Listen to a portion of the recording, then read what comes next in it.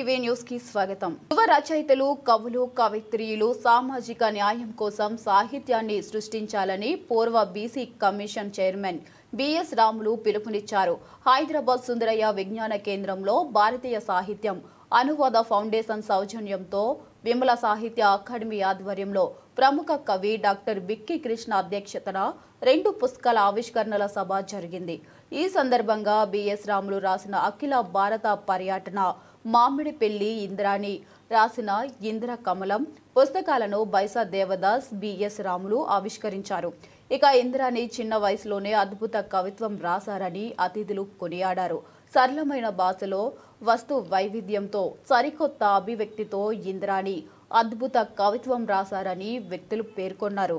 ఈ కార్యక్రమంలో ముఖ్య అతిథులుగా సాహితీవేత్తలు సంగిశెట్టి శ్రీనివాస్, డాక్టర్ జల్ది విద్యాధర్, నారగోని బైసా దేవదాస్, డాక్టర్ అనంత పద్మనాభరావు, మువ్వ శ్రీనివాసరావు, కవిత్రీలు జ్వలిత, జాజుల గౌరి, డాక్టర్ రాధా కుసుమ తదితరులు పాల్గొని ప్రసంగించారు. బిఎస్ రాములు ఎందరో దళిత బహుజన యువతీ యువకులను కవులుగా, కథా రచయితలుగా తీర్చిదిద్దిన ప్రత్యామ్నాయ సాహిత్యోద్యమ నిర్మాతగా, బహుజన తాత్విక సిద్ధాంతకర్తగా అతిథులు అభివర్ణించారు. యువ కవిత్రి ఇంద్రాణి ఇంద్రకమలం కవిత సంపుటిలో అనేక అంశాలపై ఆధునాతన పత్రికలతో సహజ భావోద్వేగాలతో అద్భుత కవిత్వం పండించారన్నారు. ఇంద్రాణి కవిత్వము ఎందుకంటే జాగం గౌడ్ గారికి ముందు అన్నారు, నేను ఎన్ని కవితలు రాసినా అవి వెలుగులోకి రాలేదు అని.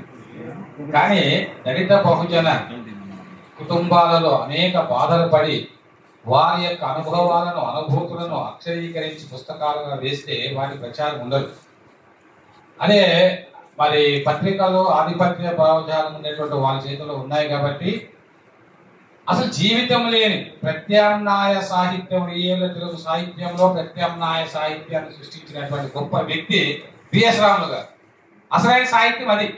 అలాగే ఈ అమ్మాయి రాసినటువంటి ఎంతంటే, అమ్మాయి ఒక కవిత చదివినప్పుడు అంటే కాంపిటీషన్ ఎగ్జామినేషన్ ప్రిపేర్ అవుతున్న సందర్భంలో ఆమె ఒక సహజమైనటువంటి యొక్క వాస్తవికతను ఎంత అద్భుతంగా రాసింది అంటే, వినాయక చవితి వస్తే మరి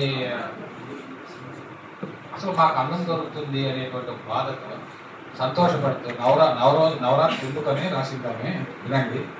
వినాయక చవితి నవరాత్రులకు భక్తి బాధ తీర్చుకుందామని. అరే బాబు బ్యాక్ సైడ్ దయచేసి ఎవరు మాట్లాడుతుంది. వినాయక చవితి నవరాత్రులకు భక్తి బాధ తీర్చుకుందామని భక్తి బాట పట్టినోళ్ళు ఎంతమంది లేరు. బొజ్జ నింపుకోవడానికి బొజ్జ గణపయ్యకు ఎన్నిసార్లు మొక్కినాం. అన్నదానాలే ఆసరైనాయి. నవరాత్రులు 9 ఎందుకున్నాయి. ఇంకొన్ని రాత్రులుంటే ఇంకొన్ని రుచులు తినే కోలం కదా అని ఎన్నిసార్లు అనుకున్నామో. 5 రూపాయల అన్నానికి మా జేబు నుండి ఎన్ని 5 రూపాయల బిళ్ళలు మాయమైనాయో. పండగలకు ఇంటికి పోవాలంటే మాకు అదృష్టం ఉండాలి.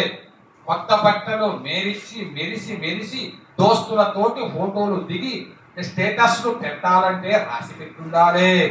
ఇంటికి మేం పోం. అద్భుతంగా ఎంత బాధ చేస్తున్నది. అందుకే సభాట కవిత్వం డిక్షన్ అని పుస్తకంలో నేను కవిత నిర్మాణ పద్ధతులు, ప్రపంచ కవిత నిర్మాణ పద్ధతులు రాశాను. ఇందులో సభాట తీరేది. అంటే ఏ కులము వాళ్ళు, ఏ సప్రెషన్ డిప్రెషన్ కేటగిరీ వాళ్ళు వాళ్ళ భాషను, వాళ్ళ భావాలను, వాళ్ళ కష్టాలను, నష్టాలను కవిత్వీకరించాలి. అలా అద్భుతంగా కవిత్వీకరించి తన బాధే తాను ఏదో దేశాన్ని ఉద్ధరించాలని ఇంకోటి ఆమె రాయలేదు. ఆమె మూలాల్లోకి తర్వాత వెళుతుంది. ఏమిటి బాధలు, ఎందుకు దరిద్రాలు, ఎందుకు ఉద్వాక్షలు అని చెప్పి ఇంకా చాలా అద్భుతమైనటువంటి కవిత్వము రాసింది ఆ చిన్న వయసులో అమ్మాయి.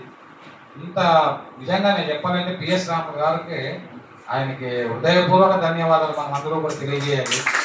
ఆయన అంత గొప్ప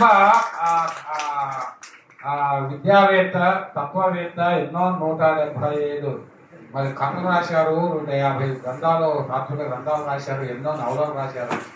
ఆయన కన్నా కొత్త అమ్మాయి రావాలి అని చెప్పేసి ఆయన తప్పించి దాన్ని ముద్రించి వెలుగులోకి తెచ్చినటువంటి మహానుభావుడు ఆయన. ఎంతో మంది దళిత బహుజన రచయితలని వెలుగులోకి తెచ్చినారంటే ఆయన ఎంత సహృదయుడు. అందుకే కవి కన్నా సహృదయుడు గొప్పని నేను అంటానని ప్రజలు ఆయన నేను నిజంగా అభినందన తెలియజేస్తున్నాను. ఇప్పుడు ఇక్కడ అలాగే విమలా సాహిత్య సంస్థను పెట్టి ఒక IRS అధికారిగా ఉంటూ విమలా సాహిత్య సంస్థను పెట్టి GST కమిషనర్ 10 సంవత్సరాల కొత్త వాళ్ళని వెలుగులోకి తెస్తున్నటువంటి డాక్టర్ జల్ది విద్యాధరరావు గారు మాట్లాడవలసింది కోరుతున్నాను. మరిన్ని వీడియోలు విశేషాల కోసం మా ఛానల్ను షేర్ చేయండి మరియు సబ్స్క్రైబ్ చేయండి. అలాగే పక్కనే ఉన్న బెల్ బటన్ని కూడా టచ్ చేయండి.